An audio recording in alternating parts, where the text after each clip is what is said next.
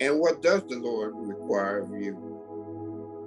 To act justly, and to love mercy, and to walk humbly with your God. And now, here's Reverend Sue.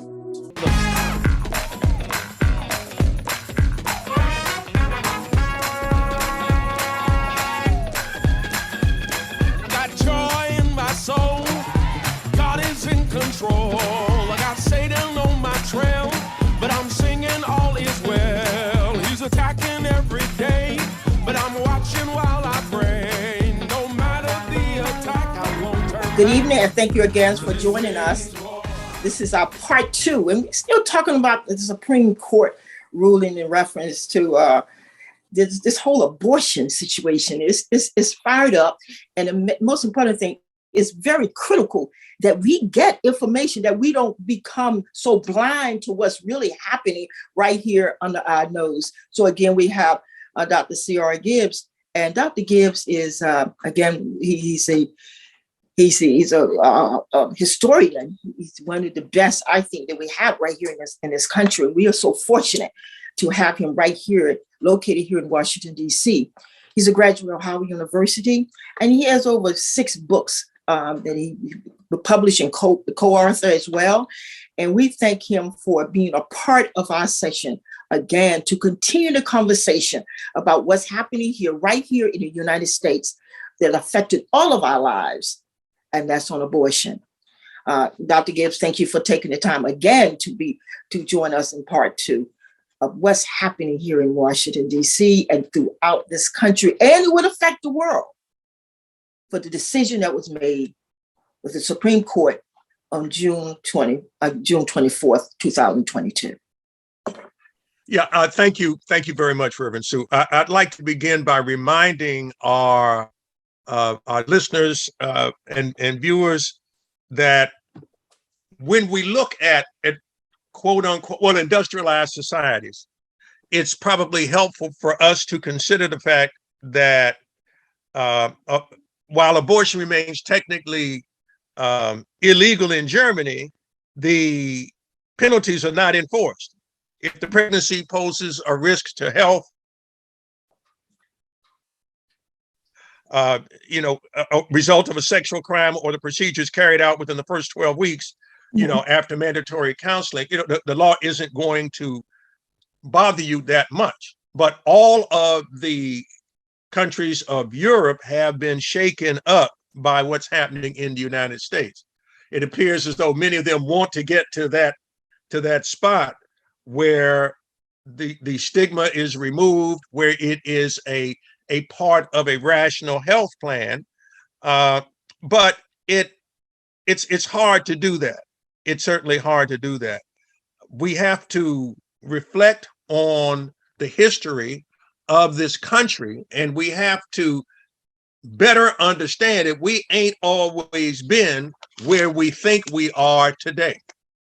And again, an example is for all of the hewing and gnashing of teeth over the so-called right to life, which again, as the old timers used to say, apparently in Republican circles, the right to life begins at the moment of conception and ends at the moment of birth. Because when we look at the treatment of our youngest people, there's a lot lacking. We can make all the noise we want to. We can write political platforms on. I'm pro. Well, what does that mean in a society where a Black man can be shot 60 times? What does that really mean when you can have children killed in an elementary school setting by a man who has a weapon specifically for war? I mean, let's take a look at just for a second. I was in the last group in my basic training unit to use the M14. That's a World War II design type weapon. The next group behind us at Fort Bragg came in with M16s. This is a weapon also known as the AR-15, in which the concept of ballistics has been redesigned. The bullet in an AR-15 M16 is designed in such a way that it tumbles, that it tears, that it wounds, that it blows up organs. This is why some doctors have had to go back to school and train others to work with the kinds of wounds that many of them had never seen before. And I remind ourselves, how hypocritical are we when the man who designed the AR-15, I think his name was Stoner, he never envisioned that a weapon of war, an assault rifle, would be in civilian hands and widely available. We look at this not only in terms of the weapons, but in terms of practical policy. For all of our pro-life protestations, we forcibly sterilize women in this country.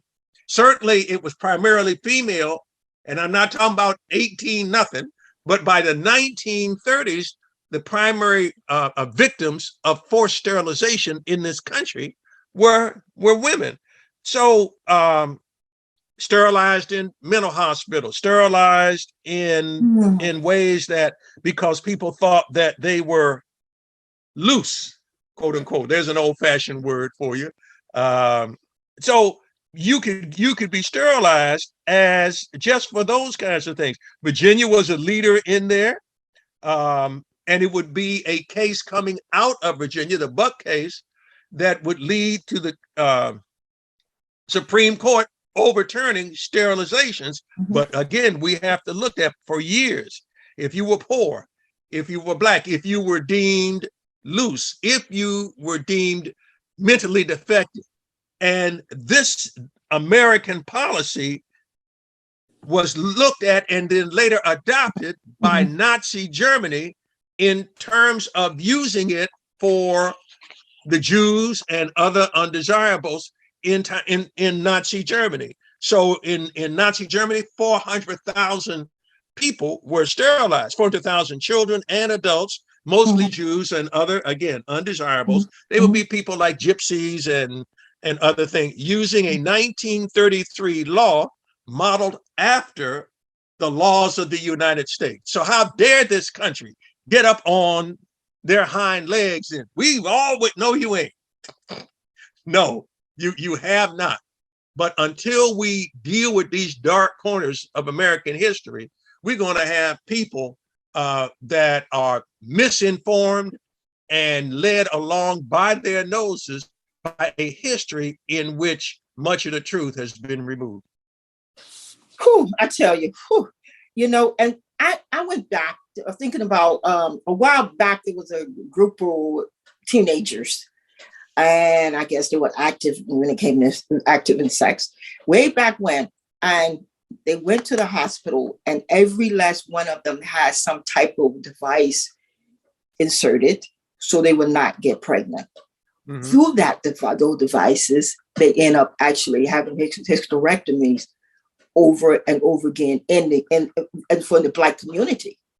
So many women had hysterectomy and did not know they was having it. And literally having hysterectomies, and doctors perform it. So that is so critical. You mentioned you have information in reference to Supreme Court in Black maternal mortality. That's where we are, really, in a sense. That's another thing we have to deal with right now, because that goes back to our health. Yes, it does. Yeah. Yes, it does. Let me just say that sterilizations were so common in the South to Black women that they started calling them Mississippi appendectomies. I mean, they were that common. They were that much part of a absolutely hellish policy. Again, we're talking forced sterilization. We criticized the Nazis, but the Indian Health Service did it. Black women were the subject of forced sterilization for decades in this country. And when we look at laws, we have to see that anything that is new will most likely disproportionately and negatively affect Black folk. And so the taking away of the right to an abortion, which in its broadest sense is a way to give women control over their own bodies. That might sound counterintuitive, but there's certain things we need to leave to women and certain things this society won't allow. And for the moment, because we have to look at this over the long term. Dr. King once said that we have to endure finite disappointment, but we have to keep hold of infinite optimism. We must believe that we will win one day. It may not be today, it may not be tomorrow, but we have to maintain again infinite optimism in this system. We today are looking at the issue of abortion, but this is not the last chapter. And so if I had some good news, then it would be states are looking at things, and we have a panoply of options. Some are looking at codifying in state law. Some are looking at, and this may be a better option, looking at from the Constitution, looking at interstate commerce laws, since women will be traveling from state to state, and there are already moves afoot to stop women from leaving a place where they cannot get an abortion to a place that they can. These evil people, they don't mind. And at the same time, we believe in a free society. We don't believe in government in a free. Yeah, they do when it's what they agree with. When it's what they're, one of the fundamental hypocrisies of American society is they want to, again, claim one thing and do another. There is about creation of technology based monitoring and healthcare delivery system designed to reduce the risk of Black maternal mortality. So I like that from standpoint, because it has to be some way that we can continue to protect our women, Black women and women of color during this whole process. And another thing is that these two different things is that the bounty hunters for women to cross state lines I think it's 2022's version of the slave catchers. I mean, they're out here, and they're going to continue to be here, and they're going to continue to catch people relating to abortion, and then you go back to prison. That's an increase again for our Black men and our Black women. So any conversation in reference to that? I'm reminded of the fact that when Jack Johnson became the heavyweight champion of the world, and there's a wonderful documentary called Unforgivable Blackness on the life of Jack Johnson. The government banned the interstate transportation of fight films showing him beating the Great White Hope. They banned it. So when I think about all of this talk about, trying to stop people from crossing borders, this government we have to look at this in the context of a government that is profoundly racist. And it doesn't matter who's in the White House, to the extent that they can stop the tidal movements of policies. And understand that when it comes to us, Black people, it appears as everything that we formerly thought might be limited is wide open in terms of policy and practices. So I was just thinking about that the sight of a Black man beating a white man and becoming the heavyweight champion of the world. And it's not that long. I mean, we're talking about just a century ago, maybe a little bit less. And it upset the power structure so much, they banned the interstate transportation of fight films showing Johnson beating the white boy.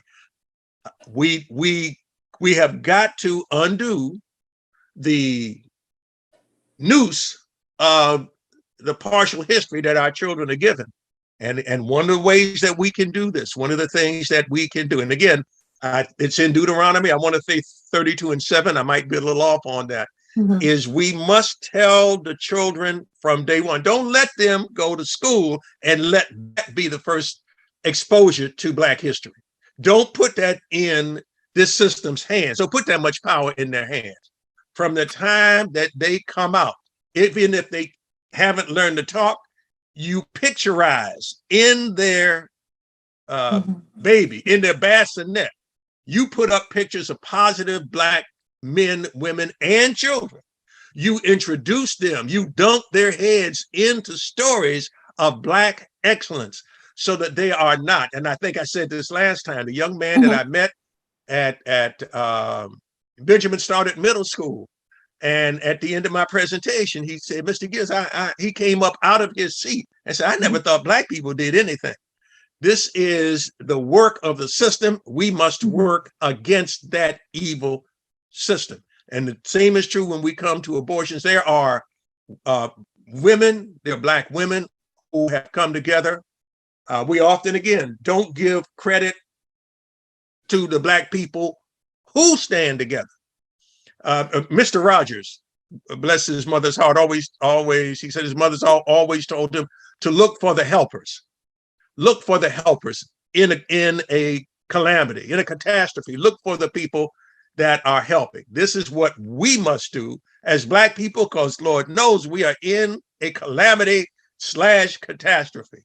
So we need to look for the helpers. We need to look for those organizations of committed, mostly women, but not exclusively women, that are already coming up with unique ways to fight. We're in a position historically, and history comes in waves. It's like a roller coaster. It's up and down.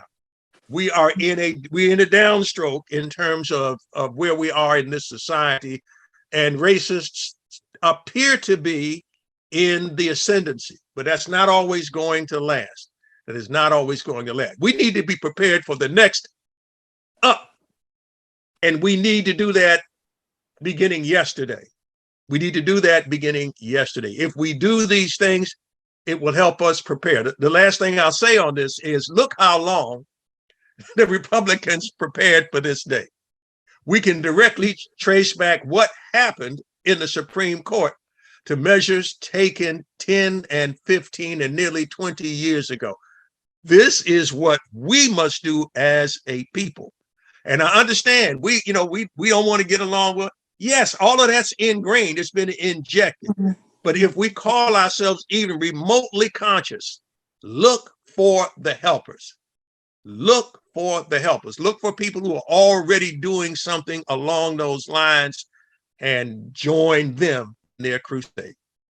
Yeah, I totally agree with you, Dr. Gibbs. Sometimes I say, oh boy, we're gonna record this week, but God does not stop me, because information is so powerful for our people right now. And we will continue, Mike and I will continue and to do what we have to do. And you has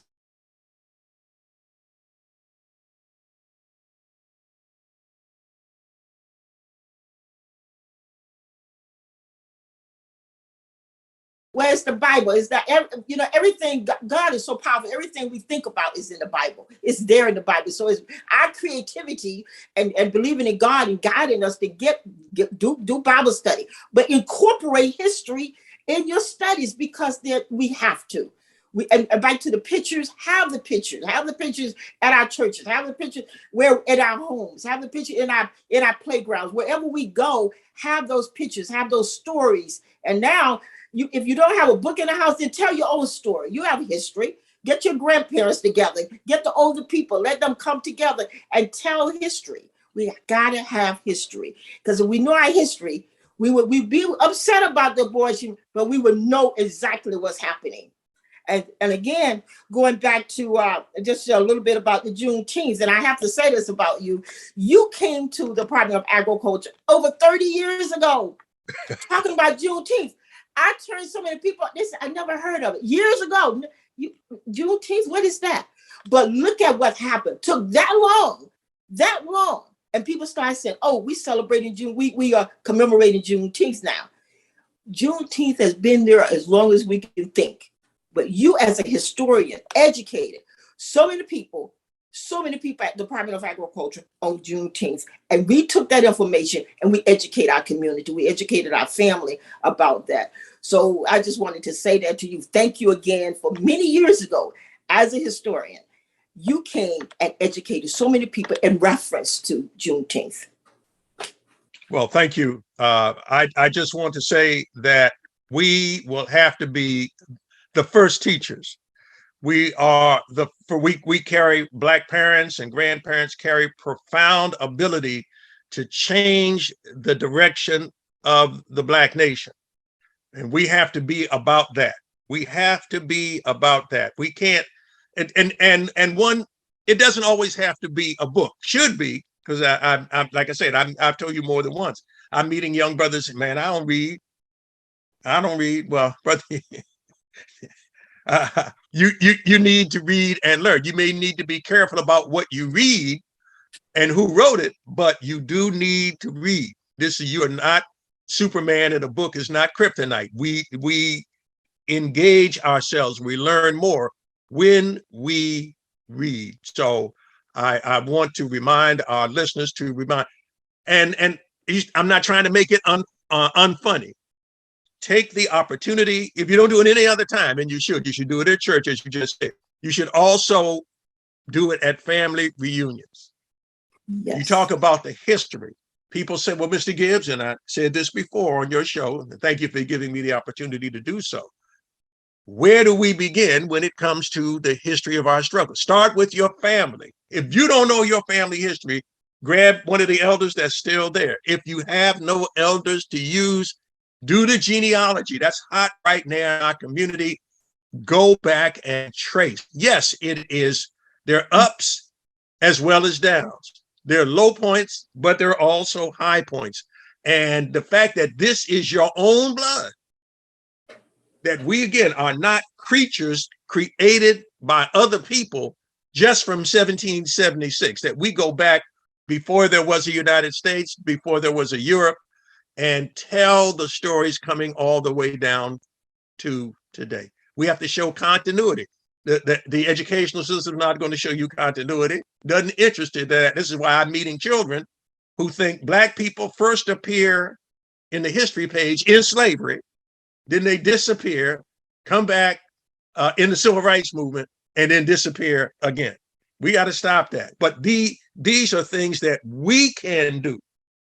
These are things that we can do, and we must be about the business of reconstructing and rescuing our history with a goal toward fixing the past and improving on the present. Also, doing the family reunion, because this is happening right now. Family reunion is very popular right now because it's during the summer. Is that I agree with you. History and really do something in reference to our family when it comes to voting. That's a good time to talk family reunion. That is an excellent.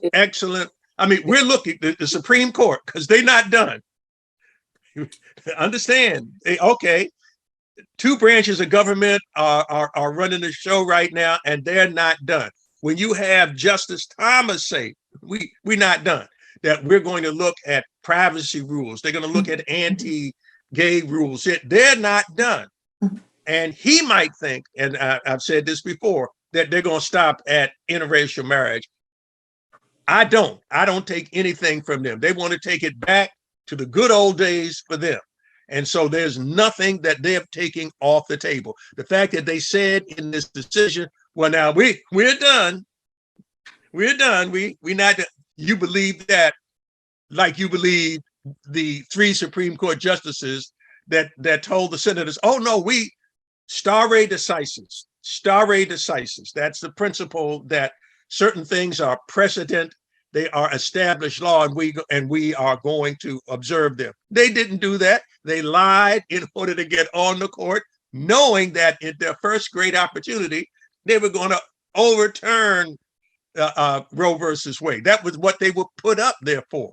Mm-hmm. So we have to be masters of our own history in order to be masters of our own future. Dr. Gibbs was talking about, family reunions and how a historian like you could be invited to some family reunions to continue to educate our children, to educate our parents and our community about what is really happening. The history is so important. And because we're not getting really history in our schools now, we just not doing it. So that way we can continue to educate our children and educate our community about what's really happening. I hear so often that, just recently people, because as a minister, where you cannot be against this. This is a great thing. We don't need abortions. And I'm trying to give them history about, it's really not about that. It's about more than that. It's from a political perspective, which didn't just start today, it started years ago. So we need you, Dr. Gibbs, in order to continue our study when it comes to our history. I had a positively uplifting experience June 25th, where I did a family reunion. And the power of the history, particularly to the young and the uninformed, cannot be overestimated. And I do want to thank you for giving me the opportunity to share my information over these years. And I just want to publicly say that thank you. Thank Brother Mike. Without people like yourselves, I could not do what I do. Thank you. Another issue that we have, I want to talk about a little bit about how all this come together. How is all things, if we touched a little bit last week, but how it's connected when we talk about abortion, then you talk a little bit today about the healthcare part of it and the incarceration part of that, and the separating of the country, the separation of the country. In many ways, we've always had two countries. It might bend or break our dreams about what we think this country is about, but we have to look at it in its broader terms. You only get one side of the story when we look at abortion. They're not going to talk about how this country was involved in forced sterilization, that this is a society that does indeed tolerate amazing violence against its youth, and some youth more than others.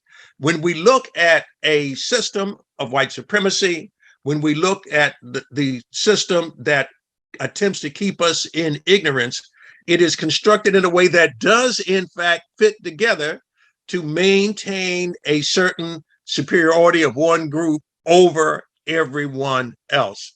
And we must expose this. It's not going to be easy. It's not going to be quick, but that didn't stop our ancestors, and it cannot stop us. So with that in mind, we go back to, I want to go back to the technology again. A few minutes ago, we talked about monitoring our healthcare as people of color, the delivery system. And a while back, they put $57.2 million in funding in 2021. Now, few, if any, went to address black maternal mortality. Few, if any. So they have so many systems out here, but we don't know about those systems. How are we going to monitor? How are we going to protect? It's a big question. How are we going to protect our Black women who are so afraid now, don't have the money to go other places, don't have money to cross over, but now you got to deal with bounty hunters. You got to deal with all these other things and people within our community telling you a hypocrite. You can't do this. What can we do to keep monitoring, to protect our sisters? It is more critical than ever to work with people of common minds. If you have a common mindset, if you have the perception, and not every Black person does, to look inside the issue of the day, which for the moment is abortion. We have to be willing to dig deeper. We can't take the superficial nonsense that politicians give us and expect to run anywhere with that. When we look at abortion and we look at anything this country does, Black people are not their first thought of, except incarceration and and violence. So we have to, where do I fit into this? Ask yourselves. And I gave you this example before. When you take your class picture, normally the first thing people do is human instinct. They look for themselves in that picture. We have been trained to look for everybody else in that class picture but us. We must be proactive in terms of creating a world where, since we know the larger society doesn't really care about us, we have to be proactively working with other people to fix healthcare, criminal justice, and there are people out here doing that. When I said earlier, as quoting, I never thought I would, Mr. Rogers, about his mother, she gave him great advice. Look for the helpers. Where do we begin? You look in your own neighborhood for people that are trying to fix what's wrong. You look in your own community for people who are trying to fix what's wrong there. These are the ways that we begin. I was mentioning about doing that. I just did a family reunion. I did not dream that taking these people, diverse, well-educated, to a particular, the Freedmen's and Contrabands Black Cemetery. They didn't want to go to DC. So they said, well, let's do Alexandria, Virginia. So I took them on a Black history tour of Alexandria, Virginia. They were deeply moved by the first place that they went, because there are not enough places that we can take our people where not only are our living disrespected, but our dead are disrespected. But to look at a place where Black people were in the forefront of saving and treating correctly a sacred space of our ancestors, that was very moving to them, and moving to the young people as well. So they got to see people in their community who were making a difference and connected that there. I took them past the church where Booker T. Washington and Frederick Douglass had spoken. Of course, not at the same time, but just understand that all around you are these little jewels. Begin with the history of your community, the history of your family, and then work your way up and out and confront the evils that beset our nation, our neighborhood, and our families to make it better. That makes us think about Chaplain Blight, who is the chaplain for the Senate. Yes, he was telling a story that they reran his last Sunday. They reran his sermon, and he was talking about the elder in his neighborhood who saw him drifting to the wrong side and knew he needed money. She said, "I will pay you to scrub my steps. Here's some money." And it's a regular thing, a periodic thing. And here is some money. Here is the Ajax, and there are the steps. So you get to work, young man. Don't fall victim to the blandishments of out there in the street. Learn to work hard for your money. Learn to work honestly. And this young brother, chaplain of the Senate. I mean, you know, a regular speaker at Rankin Chapel on the campus of Howard University. And it took somebody, the title of his sermon was "Be a Difference Maker." And in this young man's life, as a young knot-headed boy, someone cared enough about him to make a difference. It doesn't have to be 1,000 people. It can be one person at a time. And with that, we're going to close. We thank you again. Any other comments that you would like to leave with us? Keep studying and go to my website, portofharlem.net. Port of Harlem, all one word, .net. And you'll be able to, I'm doing free Zoom lectures every month. You don't have to pay if you care enough to want to know a little bit more. And the topic coming up, if this doesn't mess up your schedule, Reverend Sue, is Justice Denied, the Roots of the Reparations Movement. Justice Denied, the Roots of the Reparations Movement. This will be in late July 2022. Thank you so much. Thank you. And your email again, the email again for us? Oh, just go to portofharlem.net, or if you want to specifically, portofharlem.net/C Gibbs. portofharlem.net/C Gibbs. Thank you, Reverend Sue.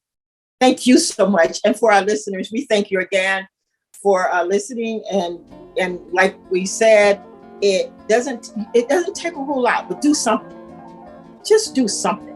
And I believe that we continue to pray, but we have to be active in prayer, and God will definitely guide us to where God wants to take us, and we need to be obedient. That's what I'm talking about, to be obedient. And watch how we complain, but to do something. We can do, every last one of us, all of us can do something to make a difference in our community. So may God bless you and keep you.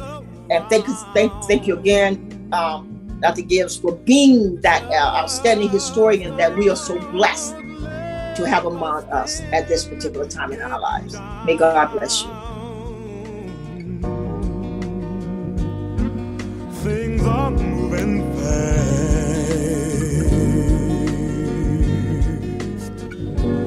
Hold on tight and you will last. Keep your self-respect, your manly pride. Get yourself in gear. Keep your stride.